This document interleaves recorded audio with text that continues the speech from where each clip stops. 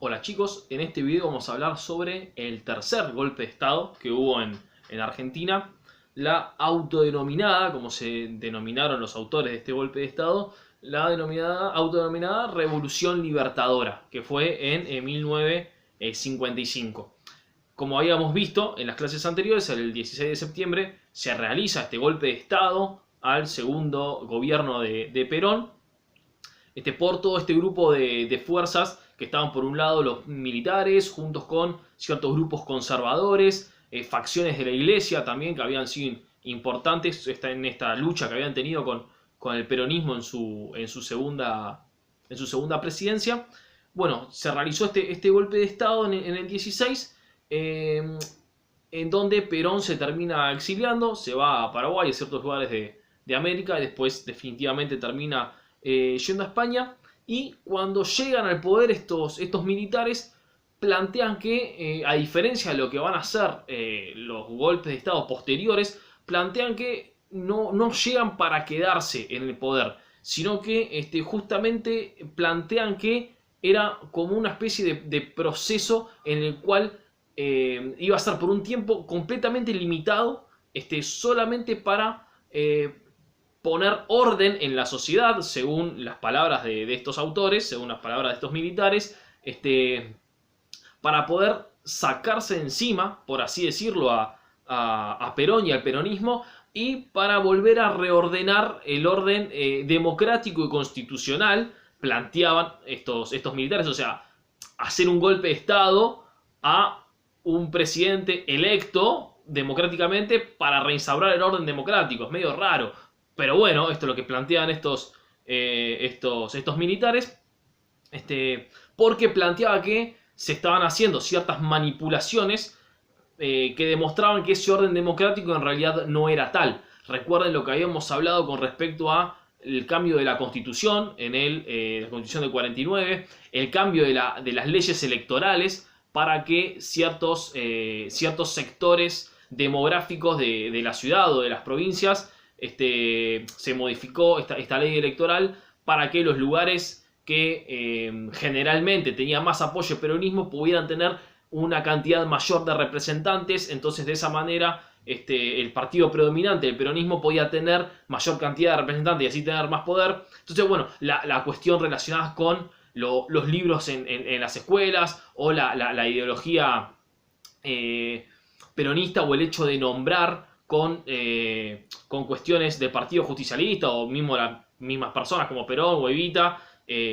distintos nombres importantes de cuestiones, uniéndolos, enganchándolos junto con la persona de Perón y de Evita, o del partido peronista. Por todas estas cuestiones también se planteaba que se estaba dejando de lado un orden constitucional y democrático. Entonces, por esto la autonombrada Revolución Libertadora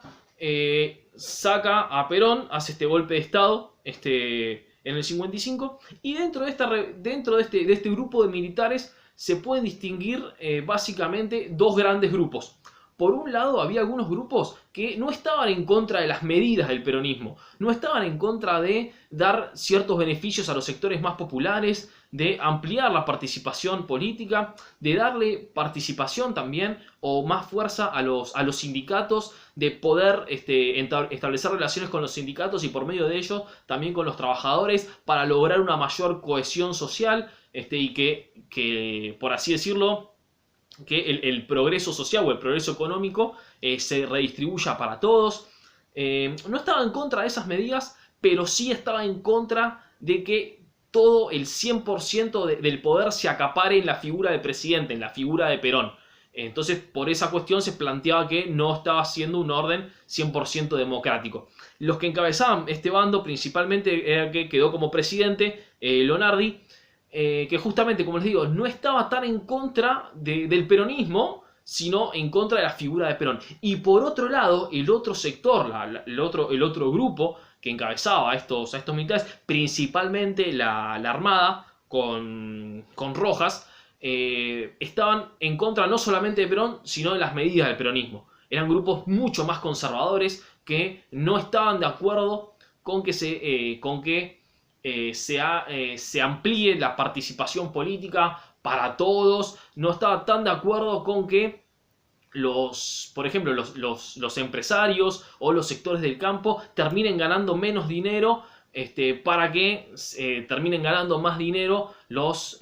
trabajadores, por ejemplo, los sectores más populares. No estaban de acuerdo con que cierto dinero o cierto gasto social se realice para espectáculos o para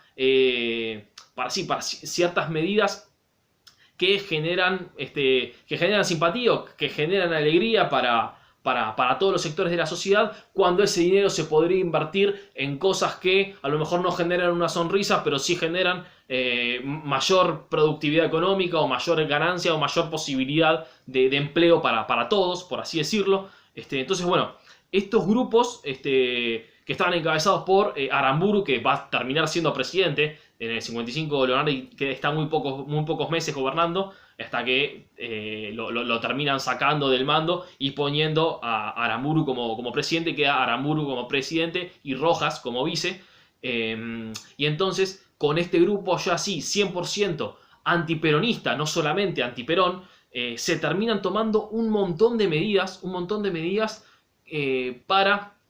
erradicar no solamente a Perón, que se había ido al exilio, como dijimos, sino para intentar erradicar al peronismo definitivamente no solamente de la política, sino de la sociedad argentina en su totalidad. Por ejemplo, no solamente, en primer medida particular, se prohíbe que el partido peronista se presente en las elecciones. En las futuras elecciones que va a haber, estaba prohibido, esa medida se llama proscripción. No había una proscripción al peronismo, no se podía presentar en las elecciones. No solamente eso, sino que no se podía mencionar la palabra Perón ni la palabra peronismo para nada. Se modificaron todos los manuales primarios y manuales secundarios para sacar no solamente estas referencias a la ideología peronista o las famosas frases que habíamos hablado. Por ejemplo, mi mamá me ama, mamá me Evita, Evita me ama a mí, yo amo a Evita y esas cosas. No solamente sacar eso, sino que sacar completamente la palabra Perón de absolutamente todos los manuales. No se podía mencionar absolutamente para nada. También se saca de las universidades a todos los profesores de ideología peronista, se los saca absolutamente a todos para que no formen a personas con esta idea. También se intenta sacar absolutamente a todos los peronistas que estaban en los gremios. Recuerden que las organizaciones sindicales y los gremios van a ser muy importantes, y es más, en este momento es cuando más importante pasan a ser justamente para el movimiento peronista. Ya vamos a ver por qué. Se intenta sacar absolutamente a todos los sindicalistas peronistas, pero bueno, no se logra sacar al 100% porque la totalidad de los gremios había estado acaparada por peronistas. Entonces se intenta dar esta desperonización de la sociedad. Además de esto, lo que se hace es, se cambia de nuevo la Constitución. La Constitución que había impuesto el peronismo en el 49 queda descartada. Y se genera una nueva asamblea constituyente en donde se vuelve a imponer la Constitución de 1853 con una serie de reformas nuevas. No solamente las reformas que se habían ido haciendo en el siglo XIX, sino que además se agrega el famoso artículo 14 bis, que lo que hace es compilar un montón de derechos que tenía la Constitución peronista del 49, por ejemplo el derecho a huelga, el derecho a una vivienda digna, ciertos derechos sociales, todos estos derechos que estaban en esa Constitución peronista del 49, se sacó la Constitución y se incorporaron como el artículo 14 bis, justamente para no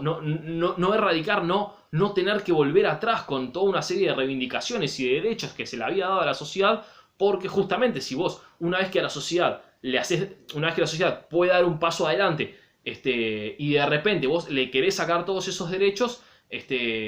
generás una convulsión social y un caos social tremendo. Imagínense, para tomar una idea de qué significaría esto, imagínense que el día de mañana se le decida sacar el voto a las mujeres y se plantee que solamente pueden votar los hombres, como había sido en un primer momento. Generaría un revuelo social y una serie de manifestaciones, no solamente de mujeres, sino de hombres manifestando y pidiendo explicaciones de por qué y hasta prohibiendo que eso vuelva a acontecer.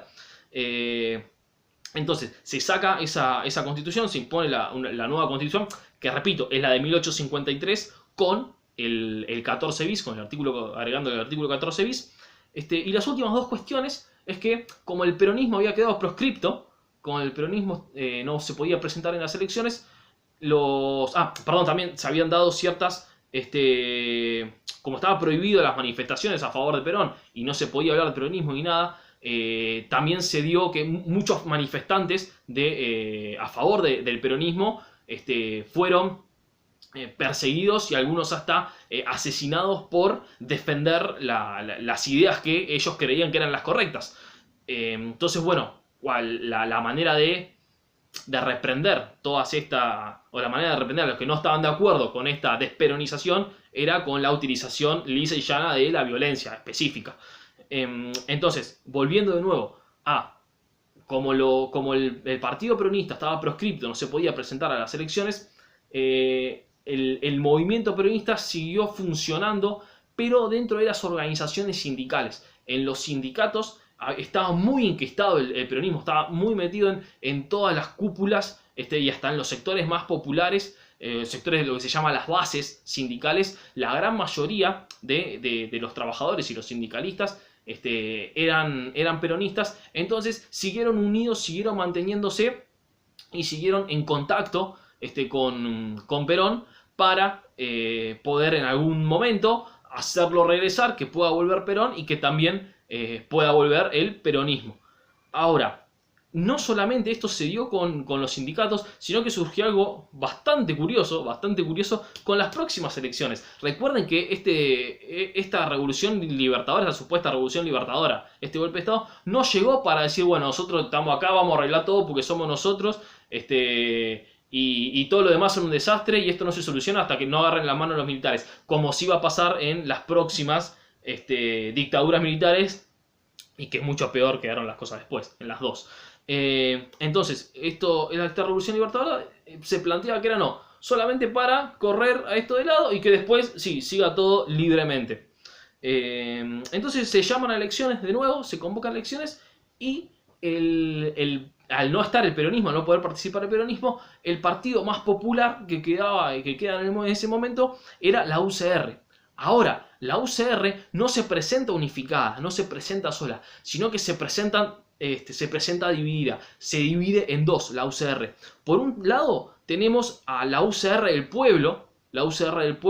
que como candidato se presenta a Balbín, y por otro lado tenemos a la UCR intransigente, que se presenta como candidato a Arturo Frondizi. Y la cuestión es la siguiente: Frondizi hace una especie de arreglo con Perón, hace una especie de pacto en donde se plantea lo siguiente. Frondizi le plantea a Perón, si vos haces que todos los peronistas voten por mí, o sea, si yo llego a ser presidente, yo me comprometo a sacar esta medida de la desperonización, yo me comprometo a volver a llamar a hacer legal el peronismo, a que se pueda presentar a las elecciones y que vos puedas volver del exilio. Entonces se hace este acuerdo, Perón llama a los peronistas a votar por Frondizi y Frondizi termina ganando las elecciones con el 52% de los votos. Es decir, que más de la mitad de los votantes, recuerden, acá ya votaban los hombres y las mujeres, más de la mitad de los votantes del país votaron por Frondizi. Pero una gran cantidad de esos votantes fueron votos peronistas que votaron a Frondizi porque Perón los llevó a votar a Frondizi por este pacto que habían realizado. Más adelante vamos a estudiar